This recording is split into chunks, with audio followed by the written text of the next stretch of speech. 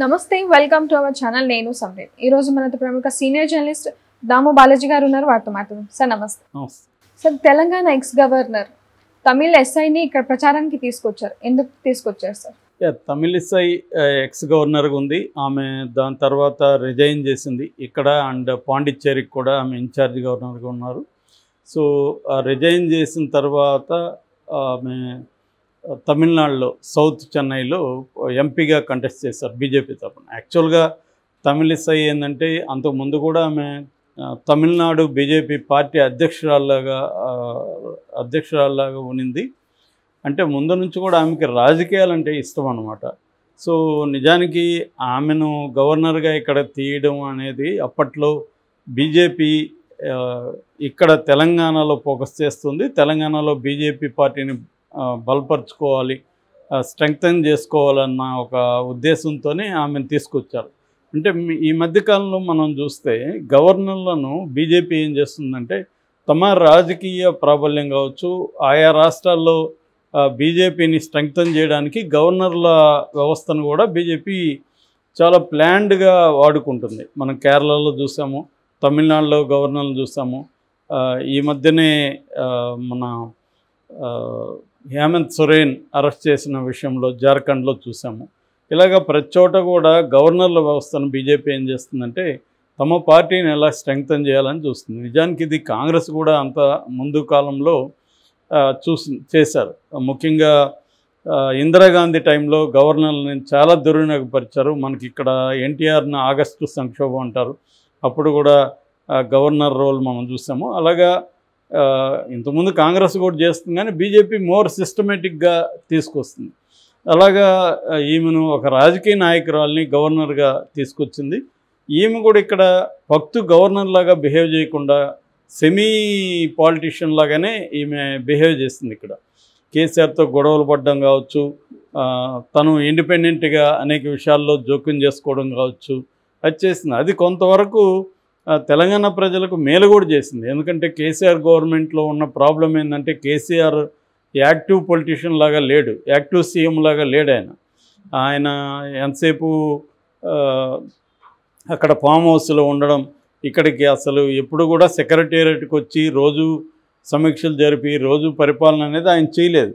ఒక రకంగా ఆ గ్యాప్ ఏదైతే ఉందో దాన్ని గవర్నర్ పూడ్చడానికి ట్రై చేసింది ముఖ్యంగా కరోనా టైంలో కూడా ఆమె చాలా ప్రోయాక్టివ్గా పనిచేసింది అనేక క్రైసిస్ సిచ్యువేషన్లో గవర్నర్ ప్రోయాక్టివ్గా పనిచేసింది అయితే కొన్ని విషయాల్లో గవర్నరు సీఎంకి కావచ్చు లేకపోతే బీఆర్ఎస్ ప్రభుత్వానికి ఇబ్బంది పెట్టే విధంగా కూడా పనిచేస్తుంది ఆమె చాలా కీలకమైన బిల్లుల్ని ఆపేసింది ప్రైవేట్ యూనివర్సిటీల బిల్లులు అట్లాంటి కొన్ని బిల్లుల్ని కూడా ఆమె ఆపేసింది దానివల్ల చివరికి తెలంగాణ గవర్నమెంటు సుప్రీంకోర్టుకు కూడా వెళ్లాల్సి వచ్చింది ఆమె బిల్లులు ఆపేసింది ఆమెను బిల్లుల్ని క్లియర్ చేయమని చెప్పండి అని సో ఆ స్థాయిలో తమిళసై ఇబ్బంది పెట్టింది సో ఏదేమైనా ఇప్పుడు ఎందుకు తమిళసైని మళ్ళీ ఇక్కడికి ప్రచారాన్ని తీసుకొచ్చారు ఎందుకంటే ఇది ఒక విచిత్రమైన పరిణామం ఒక రాష్ట్రంలో గవర్నర్గా పనిచేసిన వ్యక్తి మళ్ళీ అదే రాష్ట్రంలో వచ్చి ఏ పార్టీ అయితే గవర్నర్గా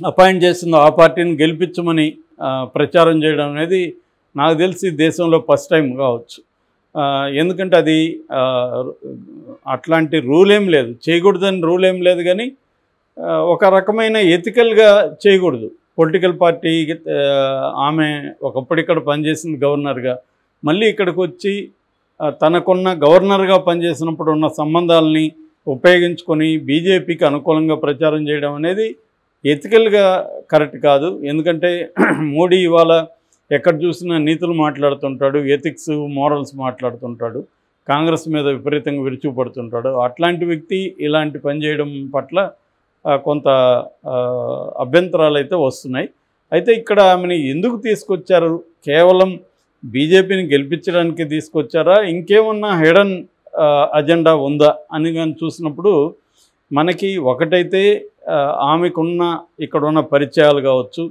ఆమె ప్రజల్లో అంతకుముందున్న నరసింహన్ గవర్నర్తో పోలిస్తే ఈమె బాగా ప్రోయాక్టివ్గా వచ్చి రెండోది ఉమెన్గా మహిళలకు సంబంధించి కూడా ఆమె కనెక్ట్ అయింది పీపుల్తో కనెక్ట్ అవ్వడం అనేది జరిగింది అందువల్ల ఆమె క్యాంపెయిన్ చేయగలిగితే కొంతవరకు బీజేపీకి హెల్ప్ అయ్యే అవకాశాలు ఉన్నాయి. సో ఆ రకంగా బీజేపీ పార్టీని ఎంపీ ఎలక్షన్లో కొంత స్ట్రెంగ్తన్ చేసుకోవడానికి ఆమె ఉపయోగపడుతుంది. అయితే రెండవ ప్రయోజనం హిడెన్ అజెండా ఏదైతే ఉందో అదేంటంటే ఇప్పటి వరకు కూడా బీఆర్ఎస్ బీజేపీ ఒకటే అన్న ఒక నెరేటివ్ని కాంగ్రెస్ బలంగా జనంలోకి తీసుకెళ్ళగలిగింది.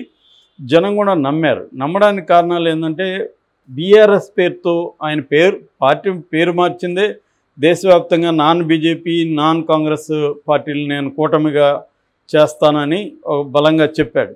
కానీ అది చేయలేదు, ఆపేశాడు. రెండవది ఏంటంటే అటువైపు నుంచి బీజేపీ ఏం చేసిందంటే చాలా యాక్టివ్గా ప్రోయాక్టివ్గా పనిచేస్తున్న బండి సంజయ్ని పక్కన పెట్టింది.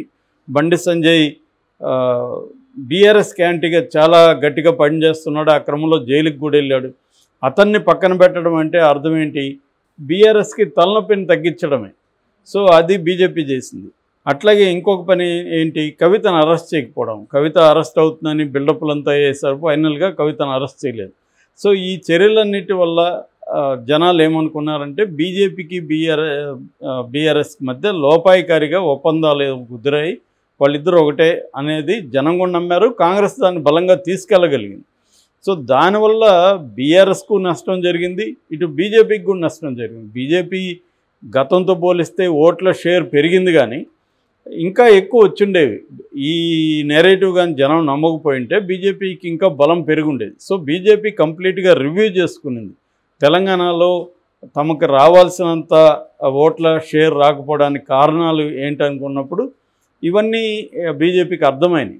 అందుకనే ఇమీడియట్గా ఇప్పుడు ఎలక్షన్ ముందు కవితను అరెస్ట్ చేయడం కావచ్చు, తర్వాత బీజేపీ గట్టిగా బీఆర్ఎస్కి యాంటీగా మాట్లాడడం కావచ్చు. ఇవన్నీ ఏంటంటే బీఆర్ఎస్కి బీజేపీకి మధ్య ఎటువంటి సీక్రెట్ ఒప్పందం లేదు అని జనాలకి చెప్పడం అనేది బీజేపీకి అవసరం ఎంపీ ఎలక్షన్లో. ఎందుకంటే ఎంపీ ఎలక్షన్లో బీజేపీకి బీఆర్ఎస్ కంటే కూడా మెరుగైన ఫలితాలు వచ్చే అవకాశం ఉందని అనేక సర్వేలు కూడా చెప్తున్నాయి. ఇది ఎందుకంటే నేషనల్ లెవెల్లో జరిగే ఎన్నికలు కాబట్టి ఇటు రాహుల్ గాంధీ వర్సెస్ మోడీ అన్న నెరేటివ్ జనంలోకి వెళ్తుంది. ఆ రకంగా ఇప్పుడు వాళ్ళకున్న ఏకైక ఇబ్బంది ఏంటంటే బీఆర్ఎస్ బీజేపీ ఒకటే ఇప్పటికి కూడా కాంగ్రెస్ ప్రచారం చేస్తుంది. ఇటుపక్కేమో బీఆర్ఎస్ ఏమో కాంగ్రెస్ బీజేపీ ఒకటే, రేవంత్ రెడ్డి బడే బాయ్ అన్నాడు మోడీని, మోడీ రేవంత్ రెడ్డిని సపోర్ట్ చేస్తున్నాడు. ఇటువంటి ఒక నెరేటివ్ బీఆర్ఎస్ కన్స్ట్రక్ట్ చేస్తుంది. సో ఈ రెండింటికి దూరంగా ఉండి తను ఒక ఇండిపెండెంట్ పార్టీగా డెవలప్ కావాలంటే కొన్ని చర్యలు తీసుకోవాలి. ముఖ్యంగా బీఆర్ఎస్ బీజేపీ ఒకటి కాదని గట్టిగా చెప్పాలి. అందుకని కాంగ్రెస్ పార్టీకి దూరంగా జరగడం.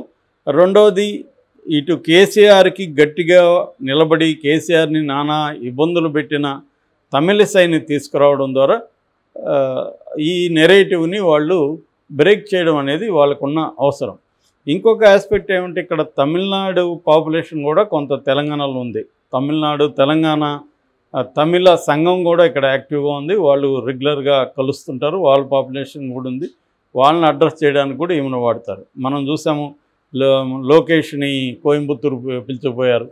అక్కడ తెలుగు వాళ్ళని, ఇక్కడ నుంచి బ్రహ్మానందం లాంటి వాళ్ళు కర్ణాటక పోయి ప్రచారం చేస్తారు. ఎందుకంటే ప్రతి రాష్ట్రంలో వేరే భాషల వాళ్ళు ఉంటారు కాబట్టి వాళ్ళని అడ్రస్ చేయడానికి వేరే రాష్ట్రాల నుంచి నాయకులను తీసుకురావడం అనేది కొత్త విషయం కాదు. ఆ రకంగా కూడా ఈమెని ఇక్కడికి తీసుకొచ్చారు. సో ఓవరాల్గా తమిళిసై ఇంపాక్ట్ ఏమి ఉంటుంది అనేది మనం ఎన్నికల తర్వాత కానీ తెలియదు. ఎందుకంటే ఆమె ఏ నియోజకవర్గాలలో ప్రచారం చేస్తుంది, దాని రిజల్ట్స్ ఎలా ఉండబోతాయి అనేది మనం చూస్తాం. బట్ ఇదైతే ఒక కొత్త విషయం అని చెప్పచ్చు. ఒక గవర్నర్గా పనిచేసిన చోటే మళ్ళీ ఆమె వచ్చి అది కూడా 10 రోజుల పాటు, 1 రోజు 2 రోజులు కాదు 10 రోజుల పాటు చేయడం అనేది ఫస్ట్ టైం ఇండియాలో. మరి ఏం జరుగుతుందనేది చూడాలి. Thank you so much.